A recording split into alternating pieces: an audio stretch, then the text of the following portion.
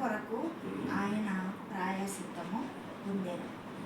చెప్పాలంటే 2 కొరింథీ 5:21 ప్రకారముగా, ఎందుకనగా మనం ఆయన యందు దేవుని నీతి అగునట్లు పాపమెరుగని ఆయనను మన కోసము పాపముగా మారెను, పాపముగా చేసెను.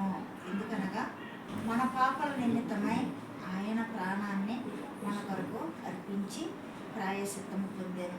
మన పాపములు కడుగుకోవాలంటే మరి పాపము రక్తం సిందించుకోకుండా పాపం పోదు కాబట్టి మన దరిద్రతను మన పాపాలను ఆయన మోసి ఆయన ప్రాణాన్ని బలిగా అర్పించి ఆయన రక్తంతో మనలను కడగడానికి, మనలను పరిశుద్ధ రక్తంతో శుద్ధి చేయడానికి ఆయన ప్రాణము ప్రాయశ్చిత్తముగా ఇచ్చాను. కాబట్టి మనము మన పాపాలు కప్పుకోకుండా ఒప్పుకొని మరి ఈ దినాల్లో మనము మరి ఆ యొక్క శిలువ రక్తంతో మన పాపాలు శుద్ధి చేసుకొని మనము విమోచన రక్షణ భాగ్యము సంపాదించుకోవాలని మానవ రూపముగా ఆయన ఈ లోకానికి వచ్చి ఆయన ప్రాణాన్ని శిలువ మీద అర్పించాను. కాబట్టి మన పాపాలను ఒప్పుకుందామండి, కప్పుకోవద్దు.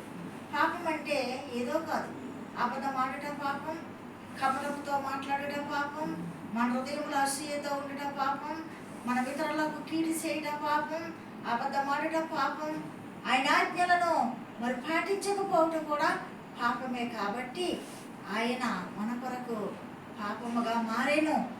ఎందుకనగా మనలను ప్రయోజకులుగా చేయడానికి, మనకు రక్షణ తేవడానికి ఆయన ప్రాణాన్ని అర్పించాడు. కాబట్టి మనము గుర్తెరిగి ఆయన శిలువ రక్తంలో మన హృదయాన్ని, మన పాపాలను కడుగుకొని శుద్ధీకరించుకొని మనం రక్షణ భాగ్యం పొందుకుందామండి.